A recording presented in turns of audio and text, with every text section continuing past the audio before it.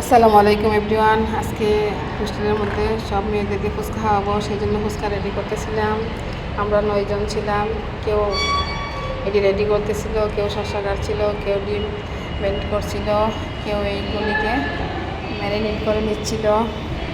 এখন সবাই একে একে খাওয়া শুরু করলাম, কিন্তু এভাবে খেতে গিয়ে দেখা গেল কি সবাই পাচ্ছিল না। সেই জন্য আমি বললাম যে আগে এইগুলিকে আমরা রেডি করে নিই, তারপরে একসাথে খাবো। কিন্তু না, তারা মানছিল না, তাদের আর টর্চই ছিল না। যাই হোক, পরে বললো যে না, আন্টির কথাটাই ঠিক, ওরা তো পাচ্ছে না।